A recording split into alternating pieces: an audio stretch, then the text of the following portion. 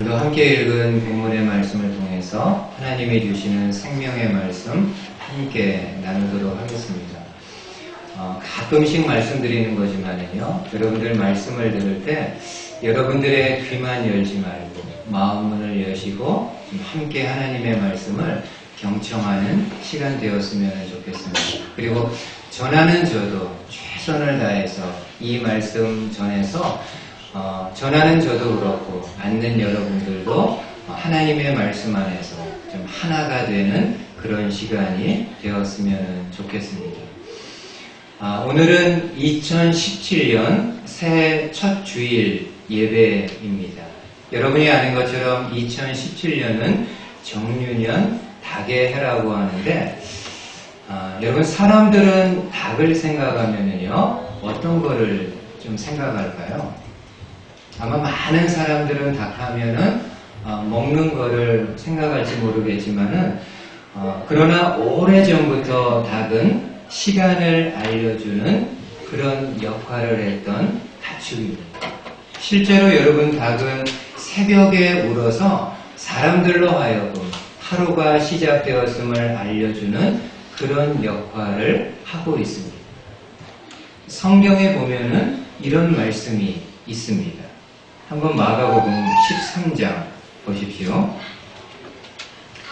그러므로 깨어있으라. 집 주인이 언제 오는지 혹 저물 때 일는지 밤중 일는지 닭 울 때 일는지 새벽 일는지 너희가 알지 못하니.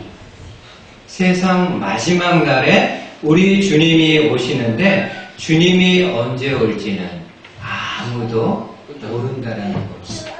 저물 때일지 한밤중일지 닭 울 때일지 새벽일는지 아무도 주님이 언제 오실지를 모른다라는 것. 그러기에 하나님은 성도들은 영적으로 깨어 있어서 그 주님 오시는 것을 미리미리 준비해야 된다라고 말씀을 하고 있습니다. 여러분 이 말씀에 나오는 닭 울 때는요 보통 새벽 3시경을 이야기합니다. 그러니까 새벽 중에서도 이른 새벽을 가리키는 그런 성경의 용어입니다. 여러분 신구약 성경을 보게 되면은 닭과 관련된 말씀들이 있는데 그렇게 많지는 않습니다. 근데 그럼에도 제가 개인적으로 볼 때 2가지 중요한 말씀이 있습니다. 닭과 관련해서 중요한 2가지의 말씀이 있는데 오늘 여러분들과 함께 좀 나누도록 하겠습니다. 먼저는 베드로와 관련된 닭의 이야기입니다. 여러분 예수님이 종교 지도자들에 의해서 잡히시기 전에 제자들에게 이런 말씀을 하십니다. 오늘 밤 너희들이 다 나를 버릴 것이다. 그때 제자들이 얼마나 당황했을까요? 예수님이 왜 갑자기 이런 말씀을 하실까요? 그때 베드로가요 예수님에게 이렇게 말씀합니다. 모두가 다 주님을 버린다 할지라도 나는 결코 주님을 버리지 않겠습니다. 여러분 자신 있게 이야기하는 베드로의 모습을 상상해 볼 수 있습니다. 그리고 실제로 베드로의 마음이 그러한 마음이었다라고 저는 개인적으로 생각합니다. 근데 주님은 어떤 분이십니까? 사람을 외모로 취하시는 분이 아니라 그 마음이 어떠한지를 감찰한 분이시기 때문에 인간의 마음이 얼마나 연약하고 나약한가를 잘 아시는 분입니다. 그래서 예수님이 베드로에게 말씀합니다. 내가 진실로 네게 이르노니 오늘 밤 닭이 울기 전에 네가 3번 나를 부인하라. 오늘 밤 닭이 울기 전에 네가 3번 나를 모른다고 이야기할 것이다. 그때 베드로가요 더 강하게 이야기합니다. 내가 주와 함께 죽을지언정 결코 주를 모른다라고 말하지 않겠습니다. 그리고 다른 제자들도 베드로와 같이 같은 이야기를 하게 됩니다. 근데 여러분 결국에는 어떻습니까? 예수님이 잡히실 때요, 베드로와 제자들 다 도망갑니다. 그리고 잡히신 예수님이 심문 받기 위해 대제사장 집으로 들어갈 때 베드로는 멀찍이 예수님을 따랐다라고 이야기합니다. 예수님은 대제사장 집으로 들어갔고 베드로는 밖에서 사람들과 함께 앉아서 불을 쬐고 있는데 함께 있는 사람들이 베드로를 향해서 이야기합니다. 너도 예수와 함께 있는 사람이 아니냐고 추궁합니다. 그때 베드로가 나는 예수를 도무지 알지 못한다라고 3번에 걸쳐서 강력하게 부인합니다. 그때 드라마틱하게요, 닭이 울게 됩니다. 그리고 예수님은 돌이켜서 베드로를 보시고 베드로는 어떠했는지를 마태복음에서 이렇게 소개합니다. 한번 보십시오. 마태복음 26장. 이에 베드로가 예수의 말씀에 닭 울기 전에 내가 3번 나를 부인하리라 하심이 생각나서 밖에 나가서 심히 통곡하니라. 이에 베드로가 예수의 말씀에 닭 울기 전에 내가 3번 나를 부인하리라 하심이 생각나서 밖에 나가서 심히 통곡했다라고 이야기합니다. 여러분, 이 당시 베드로가 통곡할 때 어떤 마음으로 통곡했을까요? 그리고 이후에 베드로는 닭 울음소리를 들을 때마다 어떤 생각을 하게 되었을까요? 아마 베드로는 닭 울음소리를 들을 때마다 자신이 어떠한 사람, 어떠한 인간인가를 뼈저리게 느꼈을 겁니다. 그래, 내가 이런 사람이지. 이 정도밖에 안 되는 사람이지. 겉으로는 그럴싸하게 이야기하고 겉으로는 자신있게 이야기한다 할지라도 실상은 한없이 하나님 앞에서 간사한 인간이지. 내 몸 하나 살리기 위해서 그렇게 믿고 따랐던 예수 그리스도를 모른다고 할 정도로 그렇게 하나님 앞에서 간사한 사람이지. 여러분, 그러기에요, 이 베드로가 주 앞에서 엎드리는 삶을 살지 않았을까? 주님, 그러기에 내가 이러한 사람이기에 주님이 절대적으로 필요합니다. 주님이 내 마음과 삶을 붙잡아 주지 않으면은 한시도 한순간도 바르게 하나님 앞에서 살아갈 수 없는 사람입니다. 이런 마음을 가지고 주 앞에 엎드리는 삶을 살지 않았을까? 오늘 저와 여러분들은 어떻습니까? 베드로하고 제자들만 간사한 사람들이고 저와 여러분들은 그렇지 않은 유의 사람인가요?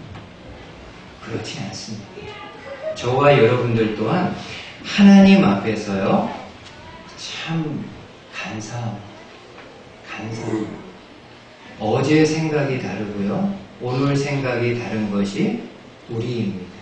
아니, 아침에 생각이 다르고 저녁에 생각이 다른 것이 우리의 모습입니다. 수시로 이렇게 생각들이, 마음들이 바뀌게 됩니다. 어렵고 힘든 일이 있을 때 열심으로 주를 찾지만은 일이 잘 풀릴 때에는 전혀 주님 찾지 않습니다.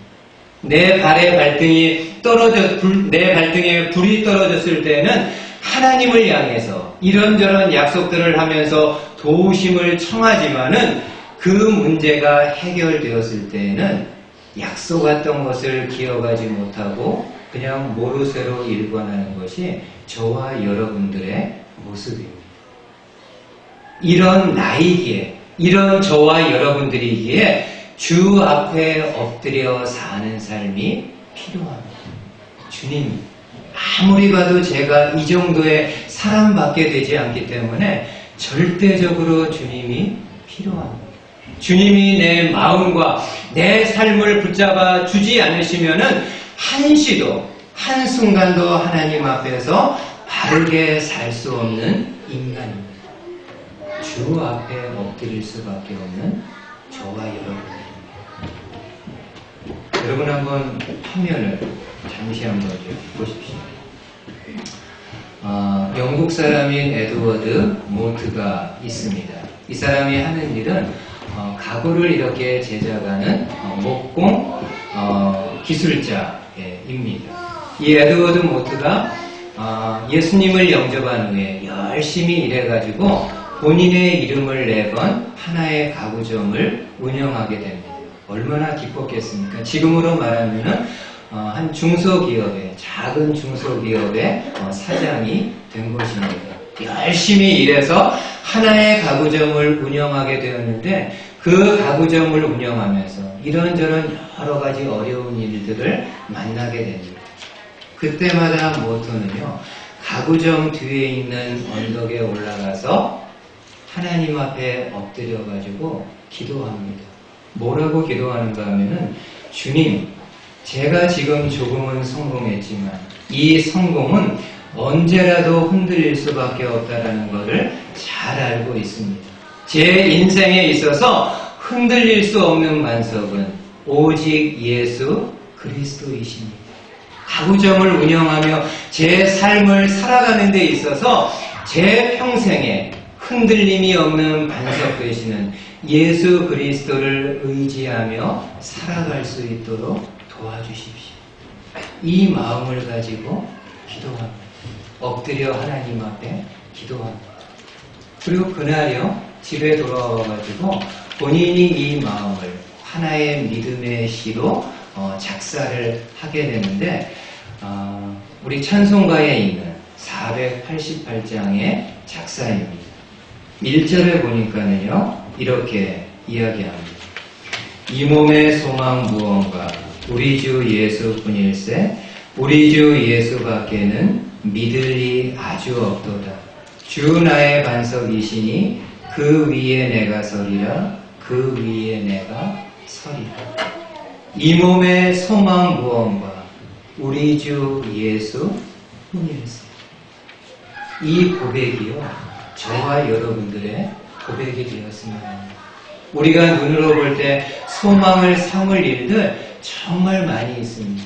돈도 나의 소망이 될 수 있고, 재력도 나의 소망이 될 수 있고, 인맥도 나의 소망이 될 수 있고, 건강도 나의 소망이 될 수 있지만은 이 모든 것들 영원히 흔들리지 않는 반석이 아니라 저와 여러분들이 믿을 수 있는 것은 영원히 흔들리지 않는 예수 그리스도이십니다. 2017년 저와 여러분들의 소망을 예수 그리스도에게 두고 힘있게 한 걸음을 내디딜 수 있는 저와 여러분들 되실 수 있기를 주님의 말씀으로 축복을 드리겠습니다. 두 번째로 닭과 관련된 말씀은 오늘 본문인 누가복음에 나옵니다. 여러분, 한 번은 바리새인들이 예수님께 와서 이런 보급 정보를 알려줍니다. 헤롯 왕이 당신을 죽이려고 하니까는 이 예루살렘에 머물러 있지 말고 예루살렘을 떠나라는 정보를 알려줍니다. 여러분, 그 당시에 헤롯이 예수님에게 무슨 감정이 있어서 죽이려고 했던 것이 아니라 종교 지도자들의 이야기를 듣고 헤롯이 예수님을 죽이려고 하는 그런 상황입니다. 그때 예수님이 바리새인들에게 이렇게 이야기를 합니다. 선지자는 예루살렘 밖에서 죽은 적이 없다고 하면서 그들을 향해서요, 이런 말씀을 하십니다. 한번 보십시오. 13장 34절 말씀. 예루살렘아 예루살렘아, 선지자들을 죽이고 내게 파송된 자들을 돌로 치는 자여, 암탉이 제 새끼를 날개 아래 모음같이 내가 너희의 자녀를 모으려 하느니 몇 번이냐. 그러나 너희가 원하지 아니하였다. 암탉이 제 새끼를 날개 아래 모음같이 내가 너희의 자녀를 모으려 하는 일이 몇 번이냐. 그러나 너희가 원하지 않았다라고 말씀합니다. 여러분, 지금 예수님은 이스라엘의 전체 역사를 회상하면서 목이 곱고 폐역했던 이스라엘 백성들을 한탄해합니다. 여러분, 구약에서 하나님은 이스라엘 백성들에게 계속해서 선지자들을 보냈는데 이유가 무엇인가요? 이스라엘 백성들이 자신들의 죄를 깨닫고 자신들의 죄를 회개하고 다시금 하나님께로 돌아오게 하기 위함입니다. 그럼에도 이스라엘 백성들은 하나님이 보내시는 선지자들, 그 선지자들을 도리어 죽이고요, 자기 소견에 좋은 대로, 자기 눈에 좋게 보이는 대로 이런저런 우상 섬기며 탐욕스럽게 살아갑니다. 그러한 이스라엘 백성들의 모습은 예수님 당시에도 마찬가지입니다. 여러분, 하나님은 더 이상 선지자를 보내지 아니하고 마지막으로 누구를 보내셨는가 하면은 당신의 아들을 보내게 됩니다. 하나님의 어떤 마음인가요? 선지자들의 이야기는 유대인들, 이스라엘 백성들이 듣지 않았다 할지라도 내 아들이 가서 이야기하면은 그래도 그 말은 듣지 않아요. 유대인들은 어떻습니까? 하나님의 아들로 오신 예수님의 말씀 듣지 않습니다. 그리고 오히려 그 예수님을 죽이려고 합니다. 예수님이 이스라엘 백성들, 유대인들의 이러한 모습을 바라보면서 하나님이 이 백성을 보면서 얼마나 안타까워하는지를 이 비유를 통해서 이야기합니다. 중간에 한 번 더 보세요. 암탉이 제 새끼를 날개 아래에 모음같이 내가 너희의 자녀를 모으려 한 일이 몇 번이냐. 그러나 너희가 원하지 아니하라. 하나님의 마음을요, 암탉에 비유해서 이야기합니다. 저와 여러분들이 어렵지 않게 볼 수 있는 그림들이 있습니다. 이렇게 마당에 어미닭이 있으면요, 그 주변에 새끼 병아리들이 따라다닙니다. 그래서 따라다니면서 어미 따라서 모이도 이렇게 쪼아먹고 아주 평화롭게 지내게 됩니다. 근데 갑자기요, 어떤 위험한 상황이 되면은 어떻게 합니까? 그 어미닭이 본인의 날개를 활짝 핍니다. 그러면 그 병아리들이 날개 안으로 다 들어와서 이렇게 안전하게 거하게 됩니다. 어미닭이 날개를 이렇게 피는 이유는 무엇입니까? 본인의 새끼들을 보호하고 살리기 위함입니다. 마찬가지로 하나님은 자기 백성을 살리기 위해, 저와 여러분들을 살리기 위해 구원의 손길을 내미십니다. 하나님은 모든 사람들이 구원 얻기를 원하는 마음으로 당신의 손길을 내미십니다. 아니, 한 영혼이라도 예수 그리스도를 믿음으로 하나님의 자녀, 하나님의 백성이 되게 하기 위해서 지금도 당신의 손길을 우리에게 내미시는 분이십니다. 저와 여러분들이요, 다른 거는 몰라도요, 이 하나님의 손 붙잡기만 하면 살 수 있습니다. 우리가 세상에 의지했던 것들 다 끊어지고 다 없어진다 할지라도 그 하나님의 구원의 손길 하나만 붙잡기만 해도 저와 여러분들 살 수 있습니다. 그럼 마지막으로 그림 하나 좀 보십시오. 이 그림은요, 제임스 와트라는 사람이 그린 그림인데, 그림 제목이 소망 혹은 희망으로 되어 있습니다. 전에 오바마 대통령이 본인이 가장 좋아하는 그림이라고 해서 더 많은 사람들에게 화제가 되었던 그런 그림입니다. 한번 여러분 그림 유심히 보십시오. 한 소녀가 있습니다. 지구 위에 한 남루한 소녀가 있습니다. 소녀의 손에는 어떤 것이 들려있나요? 비파가 들려있습니다. 근데 여러분, 비파를 이렇게 자세히 보면은요, 모든 줄들이요, 다 끊어져 있습니다. 그리고 유일하게 하나의 줄만 남아있는데 그 줄을 가지고 열심히 연주를 하고 있는 모습입니다.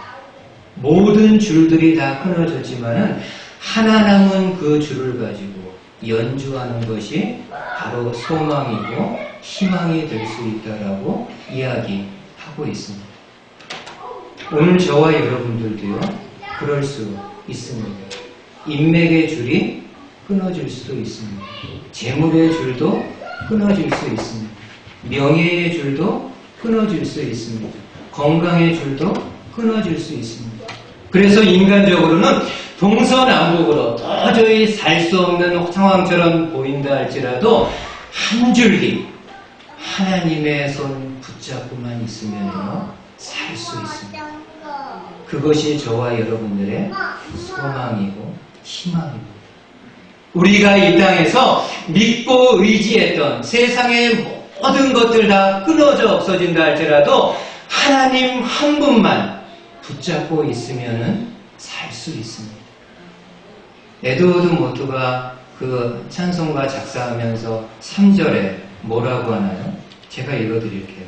세상에 믿던 모든 것 끊어질 그날 되어도 구주의 언약 믿사와 내 소망 더욱 그리라. 주 나의 반석이시니 그 위에 내가 서리라. 그 위에 내가 서리라. 세상에 믿던 것 다 끊어져 없어진다 할지라도 주 예수 그리스도 한 분 붙잡으면은 살 수 있음을 이야기하고 있습니다. 올 한 해 저와 여러분들이 좀 하나님 앞에 표어처럼요 하나님 앞에 엎드리는 삶이 되었으면 합니다. 하나님 앞에 엎드려서 그 하나님의 구원의 손 부여잡고 하나님과 동행할 수 있는 저와 여러분들의 삶이 되기를 예수님의 말씀으로 축복을 드리겠습니다. 아멘.